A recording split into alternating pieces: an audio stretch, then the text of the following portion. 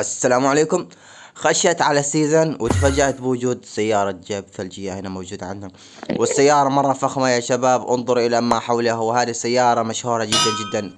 هذه ثلج قوية ضد الكسر، ما تنكسر أبدا، وطايرة يا شباب، ما في حد يقدر يقرحها. حسنا، هل انتهت السيارات؟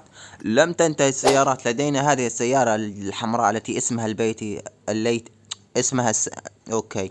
والآن ننطلق يا شباب إلى الطرق لكي نحصل على الأشياء اللي احنا نبيها، لكن بطريقة فنية. اوكي، أول شيء عزيزي المشاهد نفوت هنا ونلغي الحاجات الكرنج زي هذا القناع والقناع الثاني.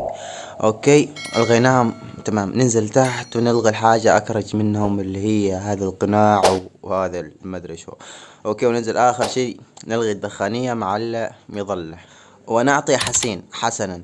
وبعد هذا يتم تجهيز الصندوق الخاص بك، وتم حذف الحاجات اللي انت لغيتها من هذا الصندوق. وهذا الصندوق الآن جاهز للفتح، لكن بعد ما توصل RB 100 طبعا زي ما انت عارف.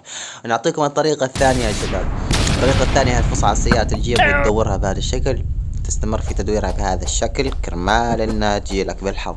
والطريقة الثالثة هي انك تفتح ابو 10 مرات وليس ابو مرة واحدة، لان ابو 10 فيها خصم بنسبة بسيطة. اوكي، ننتقل الى اخر طريقة في طرقنا المطروق. اوكي، هذا المكان انت تاخذ منه في كل سيزن اتوقع حاجات وكذا، يعني حاجات بحيث انك تستهلك نقاط الرويال باس. فهذا سيزن عوف الحاجات اللي انت تاخذها زي مثلا المتريا، انا اخذها. ما ادري لو انت تاخذها الزبدة يا ايها المشاهد. لا تاخذ ولا شيء من هذا المكان على امل انك تحصل على سيارة الجيب الثلجية. اخر بطريقة هي عندما توصل RB 100 تجيلك فعالية، وهذه الفعالية فيها خبز.